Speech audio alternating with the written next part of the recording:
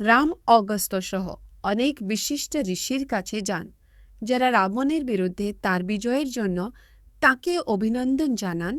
তারা রামের পরাক্রম ও শক্তির প্রশংসা করেন, কিন্তু রাম বিস্মিত হন যে কেন তারা রাবণের পুত্র ইন্দ্রজিৎকে তার পিতার চেয়ে বেশি শক্তিশালী বলে প্রশংসা করছেন। তিনি অগস্ত্যকে ব্যাখ্যা করতে বলেন যে কিভাবে ইন্দ্রজিৎ যুদ্ধে রাবণকে অতিক্রম। এখানে 400 ছাদ্যের পাঠ্যের সারসংক্ষেপ রয়েছে। কুম্ভায়নী রামকে ইন্দ্রজিতের পূর্বপুরুষদের সম্পর্কে বলেন। তিনি ব্যাখ্যা করেন যে ব্রহ্মর্ষি পুলস্ত্য ও তার কন্যার ঘরে বীরাভার জন্ম হয়েছিল। পুলস্ত্য সেই সব মহিলাদের অভিশাপ দিয়েছিলেন যারা তার বৈদিক শিক্ষায় ব্যাঘাত ঘটায়, যার ফলে তাদের মধ্যে একজন বীরাভা। এখানে চালখি শব্দের পাঠ্যের সারসংক্ষেপ রয়েছে। একজন তপস্বী বীরাভার বৈক্রবণ নামে এক পুত্র ছিল, যিনি তার গুণ ও জ্ঞানের জন্য পরিচিত ছিলেন। ব্রহ্মা তাকে ধন সম্পদের অধিপতি হওয়ার জন্য একটি বর দিয়েছিলেন এবং বীরাভা তাকে বিকবকর্ম দ্বারা নির্মিত একটি শহর লঙ্কায় বসবাস করার পরামর্শ দিয়েছিলেন। রাম অগস্ত্যকে রাক্ষসদের উৎপত্তি এবং পুলস্ত্যের সাথে তাদের সংযোগ সম্পর্কে জিজ্ঞাসা করেন। অগস্ত্য ব্যাখ্যা করেন যে এগুলি ব্রহ্ম দ্বারা জলের রক্ষক হিসাবে তৈতুকেও সুরক্ষা এবং অন্যরা যক্ষ পূজা, যার ফলে দুটি গোষ্ঠী হয়েছিল। একটি গোষ্ঠীর নেতা হেতির একটি গোত্র বিদ্যুৎকেচা হয়েছিল, যাকে অমরত্ব এবং শিব। সুকেশের পুত্ররা মাল্যবন, সুমালি এবং মালি ব্রহ্মার কাছ থেকে আশীর্বাদ পেয়েছিলেন এবং অপরাজেয় হয়ে উঠেছিলেন। তারপর তাঁরা বিশ্বকর্মার সহায়তায় লঙ্কা শহর নির্মাণ করেছিলেন। পুত্ররা অনেক সন্তানের জন্ম দিয়েছিলেন, যার মধ্যে প্রহাস, প্রঘাস এবং কৈকাসীর মতো রাক্ষসও ছিলেন, যারা ঋষি, স্বর্গীয় এবং অন্যান্য। শুকের পুত্রদের ভয়ে পীড়িত দেবতারা মহেশ্বর এবং পরে বিষ্ণুর কাছ থেকে সুরক্ষা চান। তারা বিষ্ণুর কাছে তাঁদের কথা বর্ণনা করেন, যিনি রাক্ষসদের ধ্বংস করতে রাজি হন। মাল্যবান ও সুমালির নেতৃত্বে রাক্ষসরা যুদ্ধের প্রস্তুতি নেন, কিন্তু শেষ পর্যন্ত বিষ্ণুর কাছে পরাজিত হন, যিনি বহু ঐশ্বরিক প্রাণী নিয়ে গরুড়ের পিঠে চড়ে যান। একটি পর্বতের প্রতিনিধিত্বকারী বিষ্ণু রাক্ষসদের সাথে যুদ্ধ করেন, যারা তাকে বিভিন্ন অস্ত্র দিয়ে আক্রমণ করে। বিষ্ণু তাঁর সারঙ্গ, ধনুক ও শঙ্খ ব্যবহার করে তাদের প্রতিহত করেন। মাল্যবন একজন শক্তিশালী রাক্ষস নেতা। বিষ্ণু পদ্মনাভ তাকে যুদ্ধের জন্য চ্যালেঞ্জ করার পরে তাকে হত্যা করে। রাক্ষসরা পরাজিত হয় এবং লঙ্কার দিকে পালিয়ে যায়, তাদের নেতাদের পিছনে ফেলে, যারা রাবণের চেয়ে শক্তিশালী ছিল। বিষ্ণুর বিজয় রাক্ষসদের শক্তির সমাপ্তি চিহ্নিত করে, যা তাদের সুমালি নেতৃত্বে নিচের অঞ্চলে বসবাস। সুমালি একজন রাক্ষস। তার মেয়ে কৈকাসীর কাছে গিয়ে একজন তপস্বী বীরভের সাথে তার বিয়ের ব্যবস্থা করে। শক্তিশালী 10 গলার রাক্ষসের জন্ম হয়। তারপরে আসে কুম্ভকর্ণ এবং শূর্পণখা, কপিশন ধার্মিক এবং অন্যরা দুষ্ট। রাম জঙ্গলে তার ভাইদের তপস্যা সম্পর্কে জিজ্ঞাসা করেন এবং অগস্ত্য তাকে বলেন যে কুম্ভকর্ণ গ্রীষ্মে 5টি আগুনে ছিলেন, বর্ষাকালে জলে ভিজিয়ে রেখেছিলেন এবং শীতকালে 10 বছর ধরে নিমজ্জিত ছিলেন। বিভীষণ 5 বছর ধরে এক পায়ে দাঁড়িয়েছিলেন এবং 10 গলার রক্ষা আগুনের জন্য তার মাথা উৎসর্গ। তার 10 গলার রাবণকে প্রহাস তার ভাই বিভীষণের কাছে লঙ্কা শহর ফিরিয়ে দেওয়ার জন্য প্ররোচিত করে, যিনি সেখানে বসবাস করছেন। রাবণের বাবা বীরব তাকে পূর্বের একটি বরের কথা উল্লেখ করে ভীষণের সাথে দ্বন্দ্বে না পড়ার পরামর্শ দেন যা তাকে এই ধরনের কাজকে নিরর্থক করে তুলবে। রাবণ রাক্ষসদের প্রভু মায়ার কন্যা মন্দোদরীকে বিয়ে করেন যখন তিনি জানতে পারেন যে তিনি যাত্রী চিত্তওয়াল সত্যওয়াল সাঙ্গলঙ্গড়ি। যখন তিনি জানতে পারেন বিগ্রেন মন্দোদরী মেঘনাদেন্দ্রজিৎ নামে এক শক্তিশালী রাজকুমারের জন্ম দেন, যিনি তার জন্মের সময় বজ্রের মতো গর্জন করেন, যা লঙ্কাকে রাবণের ভাই কুম্ভকর্ণ ঘুমিয়ে পড়ে এবং রাবণের সেবক দানবনন্দনের বাগানগুলি ধ্বংস করে দেয়। বৈক্রবণ লঙ্কায় একজন বার্তাবাহক পাঠায়, কিন্তু রাবণ তাকে হত্যা করে। বার্তাবাহক মহেশ্বরের শিব সাথে বন্ধুত্ব করেছিল।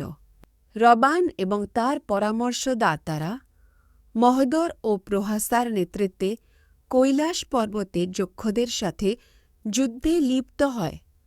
রাবণের শক্তি অতুলনীয়, কারণ সে তার গদা দিয়ে হাজার হাজার যক্ষকে হত্যা করে। যখন তার পরামর্শদাতারা আরও শত শতকে পরাজিত করে, যক্ষ সেনাবাহিনী শেষ পর্যন্ত ছড়িয়ে ছিটিয়ে থাকে এবং যক্ষ মণিভদ্র হাজার হাজার যক্ষকে রাবণের রাক্ষসদের বিরুদ্ধে যুদ্ধে নেতৃত্ব দেন। আহত অতুলনীয় হওয়া সত্ত্বেও মণিভদ্র আত্মসমর্পণ করতে অস্বীকার করেন। যাই হোক, তিনি শেষ পর্যন্ত রাবণের বিভ্রমের কাছে পরাজিত হন এবং আহত হয়ে তাঁর রথ থেকে পড়ে যান। তখন রাক্ষস রাজা পুষ্পক গাড়িটিকে যুদ্ধের রাক্ষসদের রাজা রাবণ বিশাল নলের কাঠ পরিদর্শন করেন, যেখানে তিনি ভাবের এক প্রচণ্ড পরিচারক মহাসেনা ও নন্দীর মুখোমুখি হন। রাবণ ও নন্দীর মধ্যে সংঘর্ষের পর শঙ্কর হস্তক্ষেপ করেন এবং রাবণকে তার নাম রাবণ এবং চন্দ্রহাস নামে একটি উজ্জ্বল তলোয়ার প্রদান করেন। শ্রীলঙ্কার রাজা রাবণ হিমালয়ের এক সুন্দরী সন্ন্যাসী বেদবতীর মুখোমুখি হয়। সে তাকে বিয়ে করার জন্য প্ররোচিত করার চেষ্টা করে, কিন্তু সে অস্বীকার করে। তার স্বামী হিসাবে নারায়ণের বিষ্ণু প্রতি তার অঙ্গীকারের কথা উল্লেখ করে। রেগে গিয়ে রাবণ তাকে ধরে কিন্তু সে তলোয়ারের মতো হাত দিয়ে নিজের চুল কেটে প্রতিশোধ নেয়। রাবণ পুষ্পক আরোহণ করে পৃথিবী প্রদক্ষিণ করে এবং রাজা মারুতার বলিদানের মুখোমুখি হয়। পশুর ছদ্মবেশে দেবতারা এই অনুষ্ঠানে অংশ নেয়। রাবণ নিজেকে শ্রেষ্ঠ বলে মনে করে, বলিদানে যোগ দেওয়ার চেষ্টা করে, কিন্তু রাজা মারুতার দ্বারা চ্যালেঞ্জের সম্মুখীন হয়।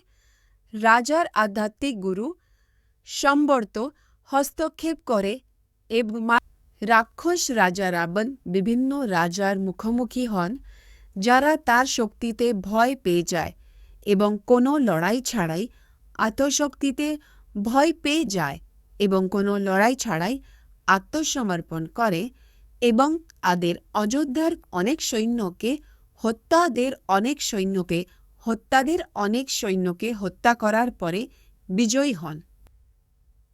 একজন শক্তিশালী সন্ন্যাসী নারদ রাক্ষসদের 10 গলার রাজা রাবণকে পরামর্শ দেন যে ইতিমধ্যেই দুর্বল মানুষদের হয়রানি করা বন্ধ করুন। নারদ পরামর্শ দেন যে রাবণ দেবতাদের পক্ষে খুব শক্তিশালী এবং তার পরিবর্তে মৃত্যুর শাসক সময়ে যম জয় করা উচিত, যা তাকে নারদ যমের বাড়িতে গিয়ে রাবণ 10 গলার রক্ষা, যিনি ধ্বংস করতে এসেছেন, তার সম্পর্কে সতর্ক করেন। রাবণ তার শক্তিশালী গাড়িতে পুষ্পককে নিয়ে আসেন এবং তাদের দুষ্ট ক্রিয়াকলাপে যন্ত্রণা ভোগ করা আত্মাদের মুক্ত করতে শুরু করেন। তবে এটি যমের সৈন্য এবং নারদের পরামর্শের সাথে এক ভয়ঙ্কর যুদ্ধের দিকে পরিচালিত করে। যম মৃত্যুর প্রভু, 10 গলার রাক্ষস বাচ্চেসারে তীব্র যুদ্ধে লিপ্ত হন। যমের উচ্চতর শক্তি এবং অস্ত্রাগার থাকা সত্ত্বেও তিনি রাবণকে ব্রহ্মার বরের কারণে পরাজিত করতে অক্ষম হন।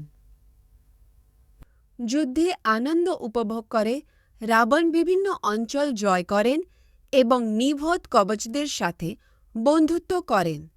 তারপর তিনি কলাকায়দের পরাজিত করেন এবং নিশ্চল দৈত্যকে ধ্বংস করেন। রাবণ বরুণের আবাসস্থলে প্রবেশ করেন, তার সেনাপতি ও পুত্রদের হত্যা করেন, কিন্তু শেষ পর্যন্ত মহোদরের হস্তক্ষেপের ফলে ব্যর্থ হন। 10 গলার রাক্ষস রাবণ দ্বন্দ্বের সন্ধানে বালির বাড়িতে প্রবেশ করে, কিন্তু দরজার রক্ষক কৃতান্ত হরিদ্বারে, যিনি মৃত্যুর মতো অপরাজেয়। রাবণ হরির বিরুদ্ধে তার অতি বিজয়ের গর্ব করে, কিন্তু জানতে পারে যে হরি আসলে একজন সর্বোচ্চ দেবতা, মানুষের বোধগম্যতার বাইরে, এবং দৈত্যসহ অনেক শক্তিশালী প্রাণীকে পরাজিত করে। শ্রীলঙ্কার রাজা রাবণ সূর্যদেবের মুখোমুখি হওয়ার জন্য পর্বতে পৌঁছেছিলেন, কিন্তু তার উজ্জ্বল আলোতে অভিভূত হয়ে পড়েছিলেন। তাঁর মন্ত্রী প্রহ্লাদ সূর্যের সাথে যোগাযোগ করার জন্য রাবণের আদেশ প্রকাশ করেছিলেন, যুদ্ধ বা আত্মসমর্পণের প্রস্তাব দিয়েছিলেন। তবে সূর্য তার দ্বারক্ষী দাণ্ডীকে রাবণ একজন সাধারণ মানুষের ছদ্মবেশে একজন ঋষি পর্বতের সাথে দেখা করে, যিনি তাকে শক্তিশালী রাজা মান্ধাতের সাথে পরিচয় করিয়ে দেন। রাবণ একটি যুদ্ধের জন্য অনুরোধ করে এবং মান্ধাতা গ্রহণ করে, এবং মান্ধাতা তা গ্রহণ করে এবং আলাদা হয়ে চলে যায়। তারা পুনর্মিলন করে এবং আলাদা হয়ে চলে যায়। রাক্ষসদের প্রভু রাবণ অষ্টমাঞ্চলে পৌঁছানোর জন্য বিভিন্ন বায়বীয় অঞ্চলের মধ্য দিয়ে ভ্রমণ করেন, যেখানে গঙ্গা বাসালের মুখোমুখি হন এবং তা শীতল অগ্নিরশ্মি দ্বারা আঘাত পান, যা ব্রহ্মাকে হস্তক্ষেপ করতে এবং একটি রহস্যময় মন্ত্র অর্পণ করতে প্ররোচিত করে, যথা প্রযুদ্ধে অপরাজয়তা প্রদান করবে। এখানে শব্দের একটি সংক্ষিপ্ত সারসংক্ষেপ রয়েছে।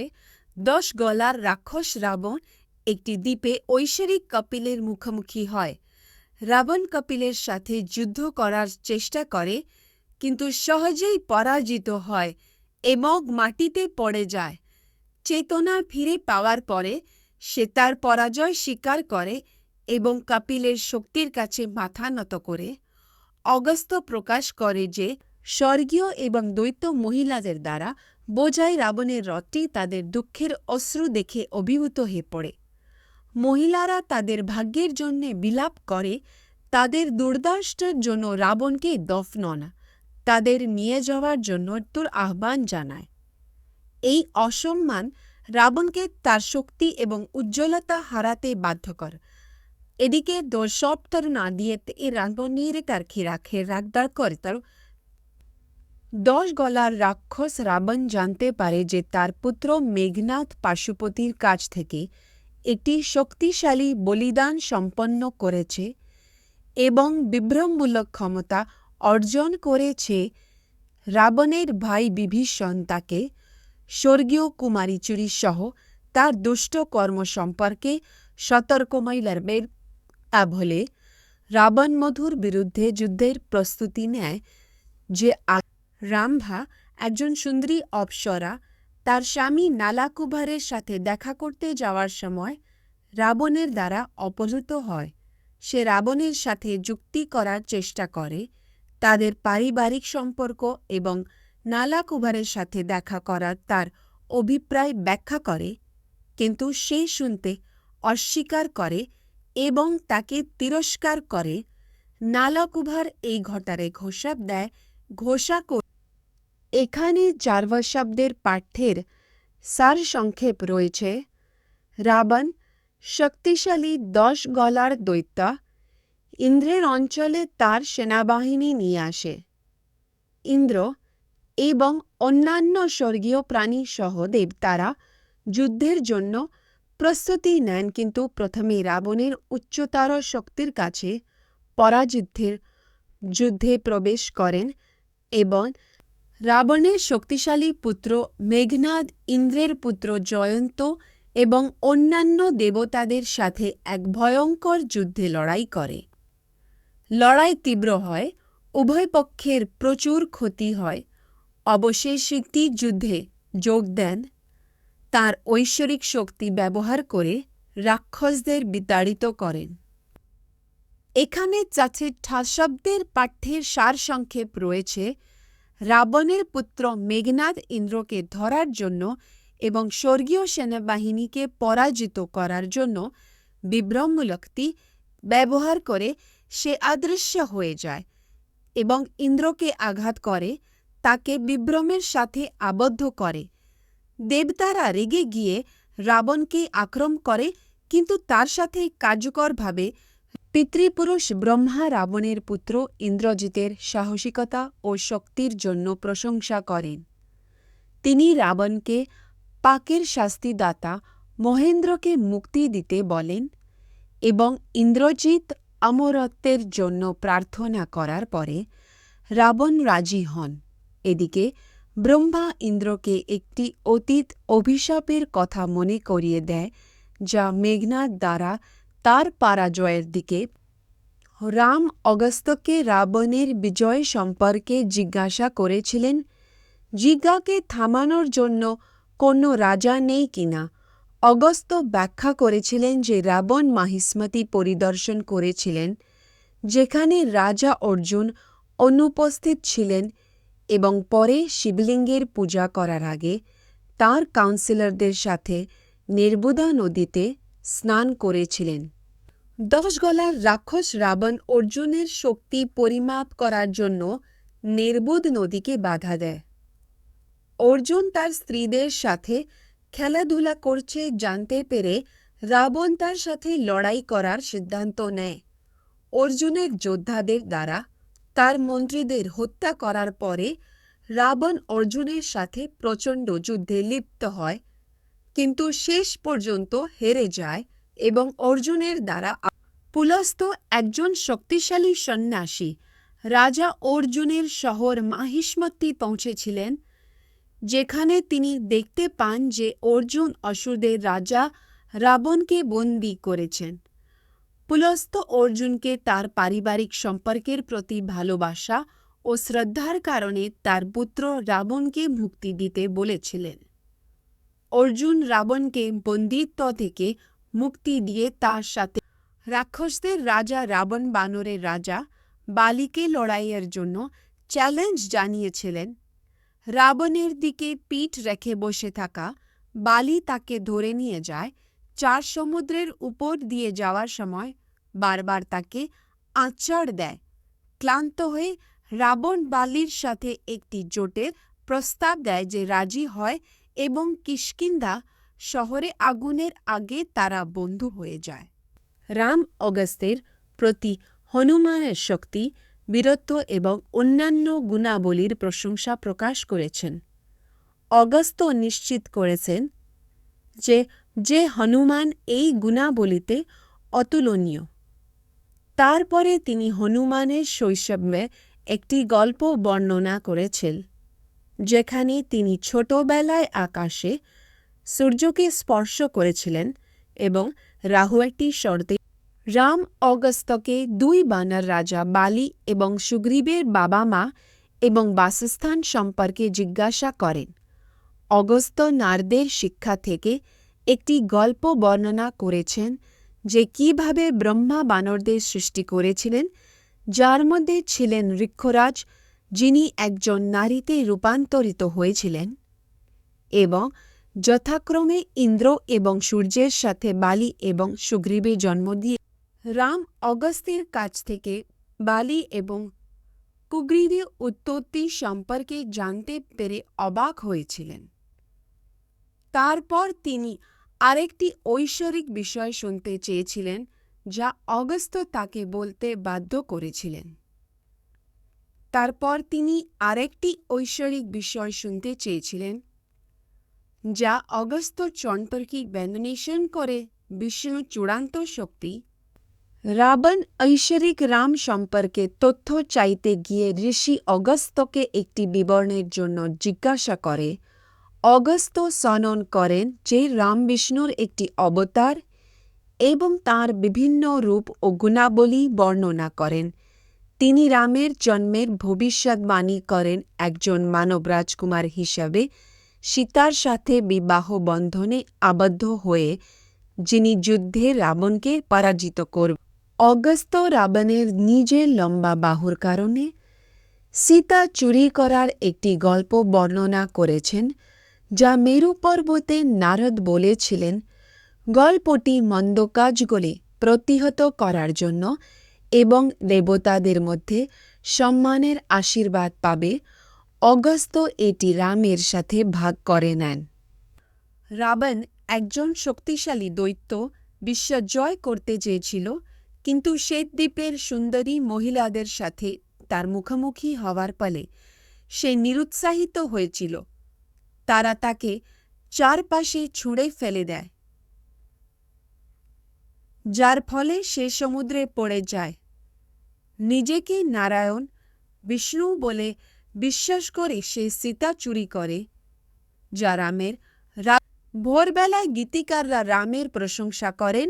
রাজা হিসাবে তাঁর প্রথম রাত থেকেই তাকে জাগিয়ে তোলেন। তিনি জেগে ওঠেন, মুখ ধুয়ে আগুনে নৈবেদ্য নিবেদন করেন। পুরোহিত, মন্ত্রী, রাজা, বানর এবং রাক্ষস সহ লোকেরা তাকে পূজা করে, তাকে স্বর্গীয় রাজা ইন্দ্রের মতো সম্মান করে। রাম তার প্রশাসনিক কাজ শেষ করে বিভিন্ন রাজাকে বিদায় জানান, যারা রাবণের বিরুদ্ধে তার বিজয়ের জন্য তাকে অভিনন্দন জানাতে এসেছিলেন। তিনি তাদের সমর্থনের জন্য তাকে অভিনন্দন জানাতে এসেছিলেন। তিনি তাদের সমর্থনের জন্য তাদের ধনের, শক্তি এবং সাহসিকতার কৃতিত্ব দেন। রাবণকে পরাজিত করার পর রাজা ও শক্তিশালী বানর সহ রামের মিত্ররা অযোধ্যায় তাঁর সঙ্গে দেখা করে তাঁকে বিজয়ের জন্য অভিনন্দন জানান। তারা রত্ন ও ঘোড়ার মতো উপহার মতোও ছিলেন। বন্দে বিজয়ের জন্য অভিনন্দন জানান। অঙ্গদ ও হনুমান নেতৃত্বে বানরদের তাদের আনুগত্য ও সাহসিকতার জন্য রাম সুগ্রীবকে কিষ্কিন্ধার রাজা এবং বিভীষণকে লঙ্কার রাজা হিসাবে নিযুক্ত করেন। তিনি তাদের বিগতার পিকচতে শাসন করার এবং তার রাজা হিসেবে নিযুক্ত করেন। তিনি তাকে নীলমণির শিকল দিয়ে পুরস্কৃত করে। বানর এবং রাক্ষসরা আবেগপ্রবণ হয়ে রামকে বিদায় জানায় তাদের নিজ নিজ দেশে রওনা হওয়ার আগে। রামের পরিবহনের জন্য পরিবেশনার প্রস্তাব দিয়ে কুবেরার পাঠানো একটি জাদুকরী গাড়ি পুষ্পক রামের কাছে আসে। রাম প্রস্তাবটি গ্রহণ করেন এবং তার ইচ্ছায় ফিরে যাওয়ার পথে গাড়িটি পাঠানোর আগে পূজা করেন। এদিকে ভরত রামের শাসনের প্রশংসা করেন, উল্লেখ করেন যে তার প্রশাসন অযোধ্যায় শান্তি ও সমৃদ্ধি এনেছে। রাম অশোক জঙ্গলে প্রবেশ করেন, যা বিভিন্ন গাছ, ফুল এবং পুকুরে ভরা একটি সুন্দর এবং প্রাণবন্ত জায়গা। তিনি গর্ভবতী সীতার সাথে একটি দুর্দান্ত আসনে বসে এবং তারা মদ, মাংস এবং পাল উপভোগ করে। চাকররা তাদের জন্য খাবার নিয়ে আসে এবং অপ্সরা তাদের সামনে নাচ করে। রাম প্রতিদিন সীতাকে খুশি করে এবং তারা রামভদ্রাকে তার এবং তার পরিবার সম্পর্কে, জনসাধারণের মতামত সম্পর্কে জিজ্ঞাসা করেন।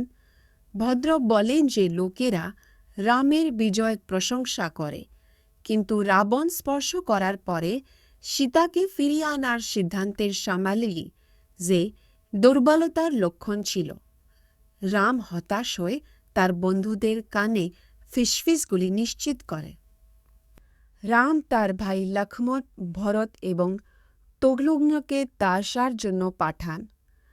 তারা রামের দুর্দশা এবং উদ্বেগ দেখে আসে। তিনি তাদের উষ্ণ অভ্যর্থনা জানান, তাদের আলিঙ্গন করেন এবং বসান এবং তার জন্য তার্য জিতেছিলেন তা শাসন করার জন্য পণ্ডিত, ধার্মিক এবং বুদ্ধিমান রাজকুমার হিসেবে তাদের দায়িত্ব সম্পর্কে নির্দেশ দেন। জনসাধারণের সমালোচনার কারণে দুঃখ ও লজ্জায় জর্জরিত হয়ে রাম লক্ষ্মণকে সীতাকে গঙ্গা নদীর ওপারে একটি আশ্রমে যাওয়ার নির্দেশ দেন। তিনি আরও কুখ্যাতি পাওয়ার আশঙ্কায় এই নির্বাসনে বিষয়ে কাউকে জানতে না দেওয়ার অনুরোধ জানান। রামের হৃদয় ভারাক্রান্ত হয়ে তার কোয়ার্টারে চলে যায়। তার চোখ জলে ভরে যায়। লক্ষ্মণ ভারাক্রান্ত হৃদয়ে সীতাকে একটি রথে করে গঙ্গার তীরে নিয়ে যায়। সীতা উদ্বেগ ও ভয় প্রকাশ করে, কিন্তু লক্ষ্মণ তাকে আশ্বস্ত করে যে সব কিছু ঠিক আছে। তারা একটি নৌকায় করে নদী পার হয়। সীতার লক্ষ্য ছিল সন্ন্যাসীদের উপহার দেওয়ার জন্য অন্যদিকে পৌঁছানো এবং তারপর রামকে দেখতে রাজধানীতে। লক্ষ্মণ শোকে অভিভূত হয়ে সীতার কাছে স্বীকার করে যে জনসাধারণের সমালোচনার কারণে রাম তাকে ত্যাগ করেছেন। সে তাকে জাহ্নবী নদীর কাছে এবং তার দিনগুলি সুখে কাটাতে এবং রামের প্রতি ভক্তিতে মনোনিবেশ করার জন্য তাদের পিতা দাকার্থের একজন মহান সাধু এবং বন্ধু বাল্মীকির কাছে যাওয়ার নির্দেশ দেয়। ভগ্ন হৃদয় ও শ্রুসিক্ত সীতা লক্ষ্মণকে বলে যে রাম তাকে প্রত্যাখ্যান করেছেন এবং সে এখন একা এবং সমাজের দ্বারা দূরে সরে গেছে। সে তাকে তার আদেশ পালন করতে এবং রামের কাছে ফিরে যেতে বলে, তবে রামকে তার বিশুদ্ধতা এবং ভক্তি সম্পর্কে অবহিত করার জন্য অনুরোধ করে। এখানে 400 শব্দের একটি সংক্ষিপ্ত সারসংক্ষেপ রয়েছে। ঋষি ছেলেরা বাল্মীকিকে নদীর তীরে সীতার বিলাপের কথা জানায়। বাল্মীকি কাছে এসে তাকে সান্ত্বনা দেয়, তাকে দশরথের পুত্রবধূ এবং রামের স্ত্রী সীতা হিসেবে স্বীকৃতি। সে তাকে আশ্রয় ও সুরক্ষা দেয় এবং মহিলা সন্ন্যাসীদের কাছে তার যত্ন পাঠানোর পরে সে তাকে সীতা থেকে রামের বিচ্ছেদে লক্ষ্মণ বিচলিত হন এবং সারথী সুমন্ত্রকে তাদের ভাগ্য সম্পর্কে প্রশ্ন করেন। সুমন্ত্র ঋষি দুর্বাসের একটি ভবিষ্যদ্বাণী প্রকাশ করেন যে নিয়তির প্রভাবের কারণে রাম, সীতা, লক্ষ্মণ, শত্রুঘ্ন এবং ভরত সহ তাঁর প্রিয়জনদের থেকে আলাদা হয়ে যাবেন। সুমন্ত্র লক্ষ্মণকে মহান সন্ন্যাসী দুর্বাসের সাথে তার সাক্ষাতের কথা বলেন, যিনি রাজা দাকার্থের কাছে প্রকাশ করেছিলেন যে রাম 1000 বছর রাজত্ব করবেন, সীতার উপর 2টি পুত্রের জন্ম দেবেন এবং অনেক রাজপরিবার প্রতিষ্ঠা করবেন। এই ভবিষ্যদ্বাণীটি তখন লক্ষ্মণের সাথে ভাগ করা হয়, যিনি সুখী। এখানে 400 শব্দের একটি সংক্ষিপ্ত সারসংক্ষেপ রয়েছে। লক্ষ্মণ বাল্মীকি আশ্রমে সীতাকে ছেড়ে অযোধ্যায় আসেন। রামকে শোকার্ত দেখে তিনি তাকে পার্থিব সম্পত্তির প্রতি আশ্রমে সীতাকে ছেড়ে অযোধ্যায় করলে জনসাধারণের দোষ এড়ানো যাবে। লক্ষ্মণের কথায় রাম সান্ত্বনা পান, তার দুঃখ দূর হয়। তাই রাম লক্ষ্মণকে রাষ্ট্রীয় কাজের জন্য আসা আধিকারিক উপদেষ্টাদের ডেকে পাঠাতে বলেন। রাজা নৃগর উদাহরণ তুলে ধরে, যিনি 2 ব্রাহ্মণকে দর্শক হিসাবে প্রত্যাখ্যান করার পরে অদৃশ্য থাকার অভিশাপ পেয়েছিলেন। লক্ষ্মণ রামকে 2 ব্রাহ্মণের দ্বারা অভিশপ্ত হওয়ার পর রাজা নৃগের প্রতিক্রিয়া সম্পর্কে জিজ্ঞাসা করেন। রাম স্মরণ করেন যে নৃগা তাঁর উপদেষ্টাদের পাঠিয়েছিলেন এবং তাদের নির্দেশ দিয়েছিলেন যে তার জন্য একটি মনোরম গুহা প্রস্তুত করতে, যেখানে তিনি অভিশাপের জন্য অপেক্ষা করবেন এবং তার পুত্র বাসুকে বিজ্ঞতার সাথে শাসন। রাম লক্ষ্মণকে রাজা নিমির কথা বলেন, যিনি বৈজয়ন্ত নামে একটি শহর নির্মাণ করেছিলেন এবং ঋষিদের বলি দেওয়ার জন্য আমন্ত্রণ জানিয়েছিলেন। যাই হোক, যখন বশিষ্ঠ ইন্দ্রের বলিদানের কারণে বিলম্বিত হয়েছিলেন, তখন গৌতম তার জায়গা নিয়েছিলেন। ক্রুদ্ধ হয়ে বশিষ্ঠ নিমিকে তার দেহ হারানোর অভিশাপ দিয়েছিলেন, যা নিমিকে ক্ষুব্ধ করেছিল, যার ফলে উভয়। এখানে সফ্ফোসের শব্দের পাঠ্যের সারসংক্ষেপ রয়েছে। বশিষ্ঠ একজন সন্ন্যাসী, তার দেহ ত্যাগ করার পরে বাতাসে রূপান্তরিত হয়েছিলেন। তিনি ব্রহ্মার সাহায্য চেয়েছিলেন এবং একটি দেহ ফিরে পাওয়ার জন্য মিত্র ও বরুণের প্রাণশক্তি পেয়েছিলেন। এদিকে উর্বশী একজন স্বর্গীয় নৃত্যশিল্পী, বরুণ তাকে প্রত্যাখ্যান করার জন্য রাম বশিষ্ঠের লক্ষ্মণের জন্মের গল্পটি বর্ণনা করেছেন, ব্যাখ্যা করেছেন যে কিভাবে তিনি মিত্র এবং বরুণের প্রাণশক্তির মিশ্রণ থেকে জন্মগ্রহণ করেছিলেন। রাম তখন রাজা নিমির গল্পটি বর্ণনা করেছেন, যিনি দেহহীন ছিলেন কিন্তু একটি বলিদানের পরে স্বর্গীয় দেব দ্বারা পুনরুদ্ধার করেছিলেন। রাম এবং লক্ষ্মণ বশিষ্ঠের প্রতি রাজা নিমির ক্ষমার বিবরণ নিয়ে আলোচনা করেছেন। রাম যজাতির গল্পটি বর্ণনা করেছেন, যিনি তার শ্বশুর ভার্গব তার স্ত্রী দেবযানীকে অপমান করার পরে অভিশাপ দিয়েছিলেন, যা প্রাচীন ভারত গুরুত্বকে তুলে ধরেছিল। যজাতি একজন রাজা তার গুরু শুক্রার কাছ থেকে একটি অসম্মান দেখে ব্যথিত হন। তার কষ্ট লাঘব করার জন্য তিনি তার পতনের অবস্থা তার পুত্র পুরুর কাছে হস্তান্তর করেন, যে রাজি হয় এবং দুর্বলতা গ্রহণ করে।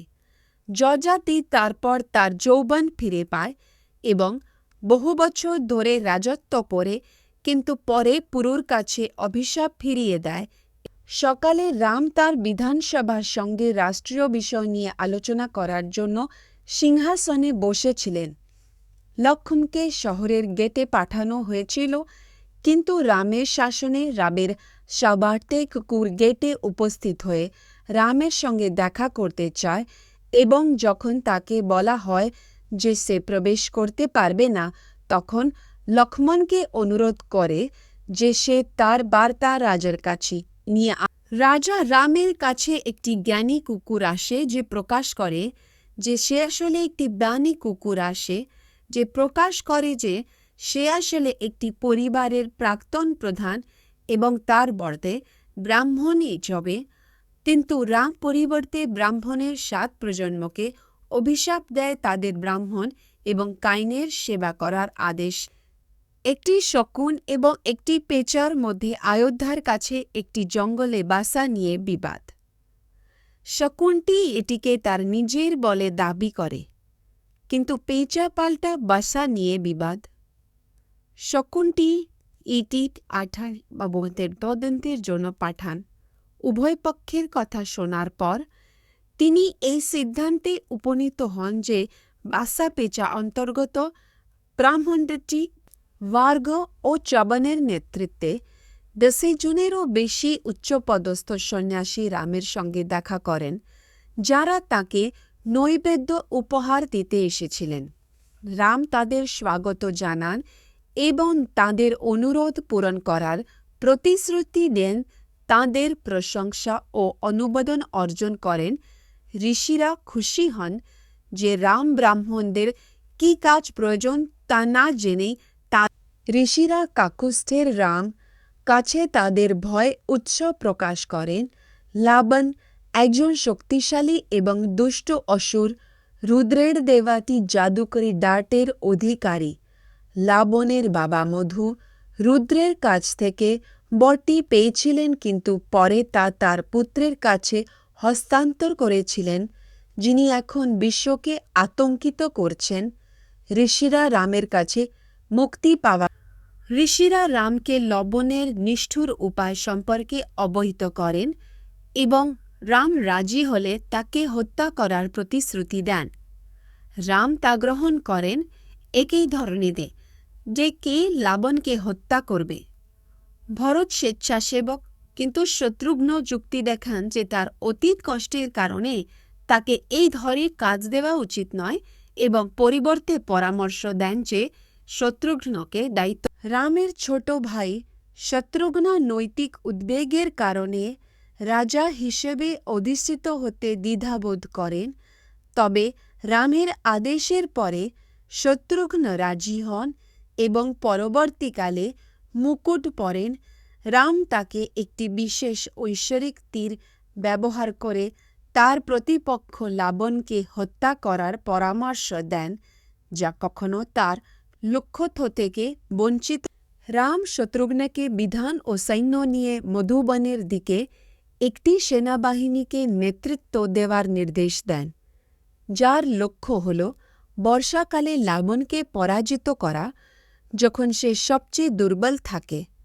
শত্রুঘ্ন রামের নির্দেশ অনুসরণ করেন, তার যোদ্ধাদের আদেশ দেন এবং বিশাল সেনাবাহিনী নিয়ে রওনা হওয়ার আগে তার পরিবারকে বিদায় জানান।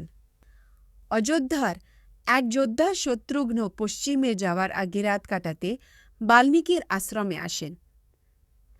বাল্মীকি তাকে স্বাগত জানান, তার পূর্বপুরুষ সৌদাসের সম্পর্কে একটি গল্প বলেন, যিনি শিকারের সময় তাঁর সঙ্গীকে হত্যা করার জন্য একজন রাক্ষস দ্বারা অভিশপ্ত হয়েছিলেন। বৈতৈচপ্ত হইতে অভিশাপ তুলে নেন। শত্রুঘ্ন শুনেছিলেন যে সীতা দূরে থাকাকালীন যমজ পুত্র কুশ ও লবকে জন্ম দিয়েছেন। তিনি অত্যন্ত আনন্দিত হয়েছিলেন এবং বাল্মীকির আশ্রমে গিয়েছিলেন, যেখানে বয়স্ক মহিলারা ছেলেদের রক্ষা করছিলেন। দেবঘ্ন তখন যমুনার তীরে তাঁর আশ্রমে ফিরে এসেছিলেন, যেখানে তিনি তার যাত্রা চালিয়ে যাওয়ার আগে 7 রাত সন্ন্যাসীদের সাথে রঘুর বংশধর শত্রুঘ্ন লাবণের ডাটের শক্তি সম্পর্কে জিজ্ঞাসা করেন, যা কথিত আছে যে রাজা মান্ধাত ও তাঁর সেনাবাহিনীকে হত্যা করেছিল গিভাকে পর্যন্ত বিজয়ী হয়ে উঠবেন যদি যে রাজা মান্ধার নিয়ন্ত্রণের বাইরে ছিল, যার ফলে মান্ধাতের পরাজয় ঘটে। ছাবন্য ভবিষ্যৎবাণী করেছিলেন যে শত্রুঘ্ন লাবণের মুখোমুখি হবেন, কিন্তু শেষ পর্যন্ত বিজয়ী হয়ে উঠবে। রাজা দাশরথের পুত্র শত্রুঘ্ন ধনুক নিয়ে মধুর শহরের প্রবেশদ্বারে দাঁড়িয়েছিলেন। রাত্রিবাসী লাবণ তাকে দেখে তার উপস্থিতি নিয়ে ঠাট্টা করেছিলেন, যার ফলে শত্রুঘ্ন তাকে দ্বন্দ্বযুদ্ধের জন্য চ্যালেঞ্জ করেছিলেন। এখানে 4 ফৌজি শব্দের পাঠের সারসংক্ষেপ রয়েছে। রামের ছোট ভাই শত্রুঘ্ন এক শক্তিশালী রাক্ষস লাবণের সাথে যুদ্ধ করে। শত্রুঘ্ন বিষ্ণুর তৈরি এক তীর দিয়ে লাবণকে হত্যা করে, যা আগে অসুরদের হত্যা করার জন্য ব্যবহৃত হতো। স্বর্গীয় সম্প্রদায় 3টি জগতের ভয় দূর করার জন্য এবং দুর্ভেদ্য শত্রুকে পরাজিত শত্রুঘ্ন লাবণকে হত্যা করার পর শত্রুঘ্নকে স্বর্গীয়রা সাফল্যের মুকুট পরিয়ে দেয়। সে মধু শহরকে তার রাজধানী হিসেবে অনুরোধ করে এবং এটি সুরসেনা নামে একটি সুন্দর শহরে রূপান্তরিত হয়, বাণিজ্যের কেন্দ্রে পরিণত হয়। অবশেষে সে তার নতুন রাজধানী প্রতিষ্ঠার পরে তার ভাই রামের সাথে দেখা করার সিদ্ধান্ত নেয়। রঘুর বংশধর শত্রুঘ্ন একটি ছোট দল নিয়ে বাল্মীকির আশ্রমে আসেন। মহান তপস্বী লাবণকে হত্যা করার জন্য শত্রুঘ্নকে প্রশংসা করেন এবং তার বিজয়ে আনন্দ প্রকাশ করেন। তারপরে তিনি রামের প্রাথমিক কর্ম সম্পর্কে একটি গান আবৃত্তি করেন, যা শত্রুঘ্ন এবং তার অনুগামীরা অবাক হয়ে রামকে দেখার জন্য উৎসুক। শত্রুঘ্ন বাল্মীকির গান শোনার পর অযোধ্যায় যান। রাম তাকে স্বাগত জানান যিনি তাকে আশ্বস্ত করেন যে তাদের রাজ্য শাসন যিনি তাকে আশ্বস্ত করেন যে তাকে রাজ্যসাদ থেকে রওনা হওয়ার সঙ্গে ভরত ও লক্ষ্মণ তার সঙ্গে যোগ দেন। তার 14 বছর বয়সী ছেলের অকাল মৃত্যুতে শোকাহত এক বৃদ্ধ ব্রাহ্মণ রাজা রামকে তার কথিত অপশাসনের কারণে এই ট্র্যাজেডির জন্য দায়ী করে। ব্রাহ্মণ রামের কাছে তার পুত্রকে পুনরুজ্জীবিত করার জন্য অনুরোধ করে, অন্যথায় সে ত্রিপ্রাসাদের গেটে তাদের জীবন ত্যাগ করবে। একজন তরুণ ব্রাহ্মণের অকাল মৃত্যু নিয়ে আলোচনা করার জন্য রাজা রাম 8 জন নেতৃস্থানীয় ব্রাহ্মণকে নিয়ে একটি সভা করেন। নারদ ব্যাখ্যা করেন যে ত্রেতা যুগে শূদ্রদের তপস্যা করার অনুমতি ছিল না, তবে এক শূদ্রের প্রচেষ্টার ফলে ছেলেটির মৃত্যু হয়েছে। একটি ছেলের মৃত্যুতে শোকার্ত রাম লক্ষ্মণকে তেল নিয়ে দেহ রক্ষা করার নির্দেশ দেন।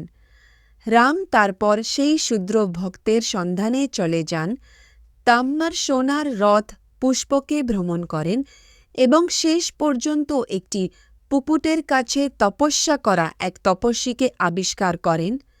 তপস্বী শূদ্র হিসাবে ব্যাখ্যা করেন, তা তপস্যার উদ্দেশ্য ব্যাখ্যা করেন। রাম একজন ব্রাহ্মণ ছেলের জীবন পুনরুদ্ধারের জন্য একজন শূদ্র সন্ন্যাসীকে হত্যা করেছিলেন। ইন্দ্র এবং অন্যান্য স্বর্গীয়রা তার প্রশংসা করেন। তারা তাকে একটি বর প্রদান করেন, যা তিনি ব্রাহ্মণ ছেলেটি তের অন্যান্য স্বর্গীয়রা সম্মত হন এবং ছেলেটির জীবন পুনরুদ্ধার। ত্রেতা যুগে ঋষি বিশ্বামিত্র একটি সুন্দর মদের মধ্যে ঘুরে বেড়ান এবং মিষ্টি গন্ধযুক্ত গাছ ও প্রাণী দ্বারা বেষ্টিত একটি শান্ত পুকুর আবিষ্কার করেন। রাজা শ্বেতা, যিনি 1 বছর ধরে বিদর্ভ শাসন করেছিলেন, ব্রহ্মার অঞ্চল অর্জনের জন্য একটি পুকুরের কাছে একটি জঙ্গলে তপস্যা করেছিলেন। তবে ব্রহ্মার সাথে দেখা না হওয়া পর্যন্ত তিনি ক্ষুধা ও তৃষ্ণায় জর্জরিত ছিলেন, যিনি প্রকাশ করেছিলেন যে তাঁর দানশীলতার অভাব।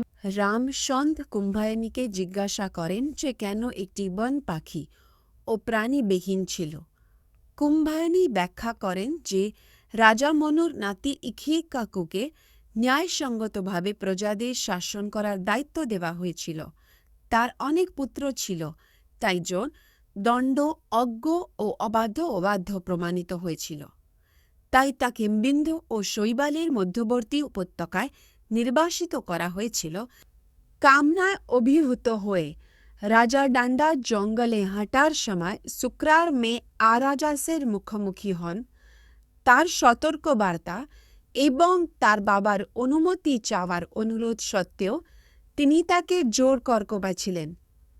তার শহর মধুমন্তায় ফিরে এসে তিনি আরাজকে আশ্রমের কাছে সাহায্যের জন্য চিৎকার করে রেখেছিলেন। তার বাবার স্বর্গীয় সফর থেকে মহান সাধু ও গুরু উসানাস দেবতা দুষ্ট রাজা ডান্ডাকে অভিশাপ দিয়ে ভবিষ্যৎবাণী করেছিলেন, তেনে যার অনৈতিক কাজের কারণে 7 রাতের মধ্যে তার পুরো রাজ্য ধ্বংস হয়ে যাবে। ইন্দ্রের দ্বারা সৃষ্ট বিশাল ধুলোঝড়ে রাজার অনুগামী এবং তার অঞ্চলের প্রাণীরাও ধ্বংস হয়ে যাবে। রাম অগস্ত্যের আশ্রমে গিয়েছিলেন, পূজা করেছিলেন এবং খাবার দেওয়া হয়েছিল। প্রাতরাশের পরে রাম অগস্ত্যকে বিদায় জানিয়েছিলেন এবং তার আশীর্বাদের জন্য ধন্যবাদ জানিয়েছিলেন। অগস্ত্যের অনুমতি নিয়ে রাম পুষ্পক রথে অযোধ্যায় ফিরে এসেছিলেন, ঋষিদের আশীর্বাদ নিয়ে বর্ষণ করেছিলেন এবং রাম ভরত ও লক্ষ্মণকে রাজসুয়া যজ্ঞ করার অভিপ্রায় সম্পর্কে অবহিত করেন, কিন্তু তার সম্ভাব্য পরিণতির বিরুদ্ধে সতর্ক করে ভরতের কথা শোনার পর রামযজ্ঞের সাথে এগিয়ে না যাওয়ার সিদ্ধান্ত নেন। তিনি ভরতের বিজ্ঞ পরামর্শের জন্য প্রশংসা করেন এবং যজ্ঞ অনুসরণ করা থেকে বিরতে পৃথিবী ও লক্ষ্মণ রামকে একটি অশ্বমেধ যজ্ঞ করার পরামর্শ দেন, এর শুদ্ধিকরণ শক্তির কথা উল্লেখ করে এবং একটি শক্তিশালী অসুর বৃত্রের গল্পের কথা উল্লেখ করেন, যিনি তার তপস্যার কারণে বিষ্ণুর দ্বারা বশীভূত হয়েছিলেন। বৃত্রের ক্রমবর্ধমান শক্তিতে আতঙ্কিত হয়ে ইন্দ্র তাকে পরাজিত করার জন্য বিষ্ণুর সাহায্য চান। রাম লক্ষ্মণকে বৃত্রের ধ্বংসের বর্ণনা দেওয়ার জন্য অনুরোধ করেন। বিষ্ণু দেবতাদের ৩টি শ্রেণীতে বিভক্ত করার এবং একটি শ্রেণীতে বৃত্রকে হত্যা করার পরিকল্পনার প্রস্তাব দেন। দেবতারা রাজি হন এবং বৃত্রকে হত্যা করার চেষ্টা করেন, কিন্তু ইন্দ্রের প্রচেষ্টা ব্যর্থ হয় কারণ তিনি একজন ব্রাহ্মণকে হত্যা করার অপরাধে পালিয়ে যান। বিষ্ণু বৃত্রকে হত্যা করার পর পাপে আক্রান্ত হয়ে ইন্দ্র তার দায়িত্ব থেকে বিচ্ছিন্ন হয়ে যান এবং বিশৃঙ্খলা সৃষ্টি করেন। দেবতারা হস্তক্ষেপ করেন, তাকে শুদ্ধ করার জন্য একটি ঘোড়া বলিদান করেন। বলিদানের পরে ইন্দ্র নিজেকে 4টি অংশে বিভক্ত করেন, একটি নদীতে বসবাস করে। অন্য রাম রাজা ইলা সম্পর্কে একটি গল্প বর্ণনা করেছেন, যিনি অত্যন্ত ধার্মিক কিন্তু অত্যন্ত শক্তিশালীও ছিলেন। তিনি প্রথমে হরিণ শিকারে সন্তুষ্ট ছিলেন, কিন্তু তারপর পুরুষ ও মহিলা প্রাণী সহ হাজার হাজার অন্যান্য প্রাণীকে হত্যা করেছিলেন, যার ফলে তিনি একজন মহিলায় রূপান্তরিত হয়েছিলেন। স্ত্রীরূপ ধারণ করে রাজা ইলা তৎক্ষণাৎ বুদ্ধের মুখোমুখি হন। ইলার সৌন্দর্যে মুগ্ধ হয়ে বুদ্ধ হয়ে তাকে বিয়ে করার সিদ্ধান্ত নেন। একটি বিশেষ অন্তর্দৃষ্টির সাথে তিনি জানতে পারে যে তিনি অবিবাহিত কেম পুরুষ হিসাবে বেঁচে থাকার ক্ষমতা প্রদান করেছিলেন। তাকে চাঁদের পুত্র বুধ ইলার একজন কিন্নরীর মুখোমুখি হয় এবং তারা প্রেমে পড়ে। 1 মাস একসঙ্গে থাকার পর ইলা তাদের পুত্র পুনর্বার জন্ম দেয়। যখন তার অনুসারী ঝড়ের কবলে পড়ার পর বুদ্ধ তাকে সান্ত্বনা দেয় এবং পরামর্শ দেয়। রাম ইলার গল্প বলেন, যিনি কার্দমের নেতৃত্বে একটি বলিদানের মাধ্যমে নারী হয়েছিলেন কিন্তু পুরুষত্ব ফিরে পেয়েছিলেন। এই বলিদান মহাদেবকে সন্তুষ্ট করেছিল, যিনি ইলার ইচ্ছা মঞ্জুর করেছিলেন এবং তার পুরুষত্ব পুনরুদ্ধার করেছিলেন। তার পুত্র পুরুর্বের সাথে ইলা ব্রহ্মা অঞ্চলে পৌঁছেছিলেন এবং পরে রাজ্য প্রতিষ্ঠান। রাম রাজা ব্রাহ্মণদের অশ্বমেধ যজ্ঞ নিয়ে আলোচনা করার জন্য আমন্ত্রণ জানান, যা অনেক গুণের একটি অনুষ্ঠান। তারপর তিনি লক্ষ্মণকে বিভিন্ন রাজ্যার দূত পাঠানোর নির্দেশ দেন, তাদের নাইমিষা জঙ্গলে অনুষ্ঠানে যোগ দেওয়ার জন্য আমন্ত্রণ জানান। রাম অতিথিদের জন্য খাবার, পানীয় এবং থাকার ব্যবস্থা সহ উৎসবের রামের অশ্বমেধ রাজা, ব্রাহ্মণ, ঋষি এবং অন্যান্যদের জন্য প্রচুর ব্যবস্থা এবং উদার উপহার দিয়ে শুরু হয়েছিল, যজ্ঞমাহার মতো রত্ন এবং পোশাক বিতরণ করে। এর বিশাল আকার সত্ত্বেও রামের সঞ্চিত ধন হ্রাস পায়নি, বরং বৃদ্ধি পেয়েছিল। বাল্মীকির সন্ন্যাসী শিষ্য লব ও কুশকে রামায়ণ মহাকাব্যের শিক্ষা ছড়িয়ে দেওয়ার জন্য গান গাওয়ার দায়িত্ব দেওয়া হয়েছিল। ব্রাহ্মণদের বাড়ি, প্রাসাদ এবং সম্বেদ সন্ন্যাসীদের আগে সঙ্গীত ও যন্ত্রের মিশ্রণ ব্যবহার করে বিভিন্ন পরিবেশে এটি গাওয়ার নির্দেশ দেওয়া হয়েছিল। ভাইয়েরা বাল্মীকির নির্দেশ অনুসরণ করার শপথ নিয়েছিল এবং তাদের মিশন নিয়ে চিন্তা। রামের যমজ পুত্র লব ও কুশরামের অনুরোধে বাল্মীকি রচিত একটি গান গায়। শ্রোতারা মন্ত্রমুগ্ধ হয়ে যায়, কিন্তু যখন সোনার মুদ্রা দেওয়া হয় তখন তারা অস্বীকার করে বলে যে তারা শিকড় ও ফলের ও বেঁচে থাকে। রাম তাদের কবিতার রচয়িতা সম্পর্কে জিজ্ঞাসা করেন এবং তারা প্রকাশ করে যে বাল্মীকি এটি লিখে। রাম একজন দূতকে নির্দেশ দেন বাল্মীকিকে জিজ্ঞাসা করার জন্য যে সীতা সভার সামনে সাক্ষ্য দিয়ে তার বিশুদ্ধতা প্রমাণ করতে পারেন কিনা। বাল্মীকি রাজি হন এবং রাম ঘোষণা করেন যে সীতা পরের দিন তার নির্দোষতার শপথ নেবেন। ঋষিরা রামের মহৎ কাজের জন্য প্রশংসা করেন, যা গল্পের একটি বড় ঘটনা হয়ে ওঠে। যজ্ঞস্থলে রামের আগমনের সময় ঋষি, রাক্ষস, মানব এবং অন্যান্য প্রাণীর একটি সমাবেশ হয়েছিল। সীতা বাল্মীকির সম্বোধন করে সমাবেশে প্রবেশ করেছিলেন। বাল্মীকি রামকে সম্বোধন করে আশ্বস্ত করেছিলেন যে সীতা খাঁটি এবং তাকে তার নির্দোষতার সাক্ষ্য দেওয়ার অনুমতি দেওয়ার জন্য রামজনকের কন্যা সীতাকে সভার সামনে তার পবিত্রতা প্রমাণ করার জন্য অনুরোধ করেন। সীতা শপথ করেন যে মা তার মঙ্গলের জন্য প্রার্থনা করেছেন, যার ফলে পৃথিবীর দেবী বসুন্ধরা তাকে একটি স্বর্গীয় সিংহাসন দিয়ে স্বাগত জানান। স্বর্গীয়রা সীতার আচরণের প্রশংসা করে এবং মহাবিশ্ব আনন্দ ও সমতায় পূর্ণ হয়। শোকে জর্জরিত হয়ে রাম বসুধাকে পাতাল থেকে সীতাকে ফিরিয়ে আনার জন্য অনুরোধ করেন। ব্রহ্মা হস্তক্ষেপ করেন, রামকে বিষ্ণু হিসাবে তার পূর্বের জীবনের কথা মনে করিয়ে দেন এবং বলেন যে সীতা বিশুদ্ধ ও পবিত্র, কিন্তু তার ওপর সন্ন্যাসী নির্ভরতার কারণে তিনি নাগা অঞ্চলে চলে গেছেন। তিনি রামকে উত্তরকণ্ডম সতে।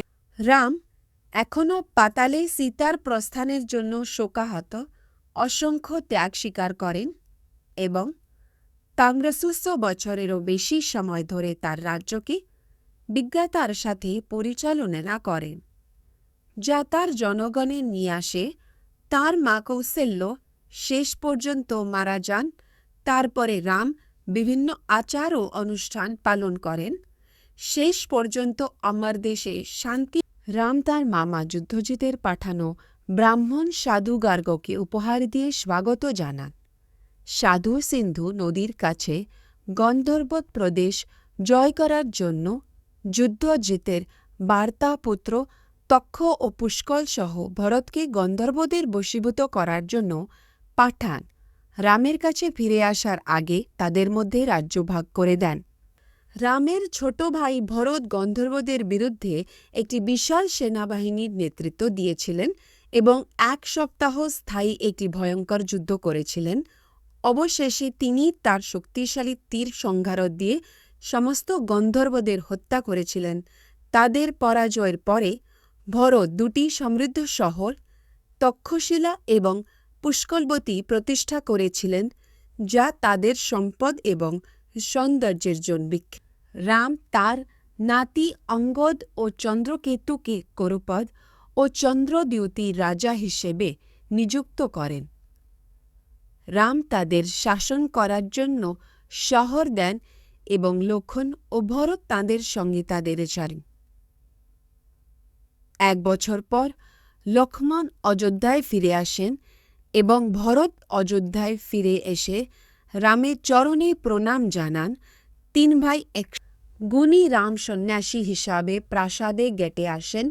লক্ষ্মণের সাথে ব্যক্তিগত কথোপকথনের জন্য তার সাথে দেখা করার চেষ্টা করেন, যিনি তখন রামের বাড়িতে বার্তাবাহককে পরিচালনা করেন, সন্ন্যাসী এমন একটি বিষয় নিয়ে আলোচনা করার প্রস্তাব দেন যা স্বর্গীয়দের উপকার করবে, যা প্রত্যক্ষ করে তবে ভয়াবহ পরিণতির বিষয়ে সতর্ক করে। রামের পুত্র মহান সন্তকাল তার পিতাকে জানান যে পিতৃপুরুষ তাকে স্মরণ করিয়ে দেওয়ার জন্য একটি বার্তা পাঠিয়েছেন যে তার ৫১ বছরের মানব রূপের অবসান ঘটছে। রাম প্রতিক্রিয়া জানিয়েছিলেন যে তিনি কালার আগমনে সন্তুষ্ট হয়েছেন এবং তাঁর বিষ্ণুরূপে ফিরে আসার পরিকল্পনা করেছেন, যেখানে তিনি অমর। সন্ন্যাসী দুর্বাসের আগমনে রাম বিঘ্নিত হন, যিনি ১০০০ বছরের উপবাসের পরে খাদ্য চেয়েছিলেন। রাম খাবার সরবরাহ করেছিলেন এবং দুর্বাসের অনুরোধটি সন্তুষ্ট করেছিলেন। যাই হোক, এই সাক্ষাৎ রামকে কালার অশুভ কথাগুলি স্মরণ করতে বাধ্য করেছিল, যার ফলে তার দুঃখ এবং তার উপর যে কোনো বিপর্যয় সহ্য করার সংকল্প হয়েছিল। একজন ঋষিকে দেওয়া প্রতিশ্রুতি পূরণের জন্য রাম তার ভাই লক্ষ্মণকে হত্যা করার সম্ভাবনার মুখোমুখি হন, তবে বশিষ্ঠ রামকে পরামর্লে পুণ্য এবং শেষ পর্যন্ত বিশ্বের ধ্বংস হবে এই যুক্তিতে আশ্বস্ত হয়ে রাম লক্ষ্মণকে ত্যাগ করেন, যিনি তখন সরজু নদীর তীরে তপস্যায় মারা যান এবং দেবতাদের কাছ থেকে ঐশ্বরিক উপাসনা। লক্ষ্মণকে ছেড়ে যাওয়ার পর শোকাহত হয়ে রাম অযোধ্যা ত্যাগ করার কথা ভাবেন। তার নাগরিক ও মন্ত্রীরা তাঁর থেকে বিচ্ছিন্ন হওয়ার চিন্তায় বিধ্বস্ত হয়ে পড়েন। রাম যেখানেই যান তাকে অনুসরণ করার অনুরোধে রাজি হন এবং শত্রুঘ্নের কাছে দূত পাঠানোর আগে তার যমজ পুত্র কুশি ও লাভকে কৌশল ও উত্তর কৌশলের শাসক হিসাবে স্থাপন করেন। রামের স্বর্গে আরোহণের সিদ্ধান্তের কথা জানতে পেরে শত্রুঘ্ন তার ২ পুত্রকে মথুরা ও বিদিশার রাজা হিসাবে প্রতিষ্ঠিত করেন।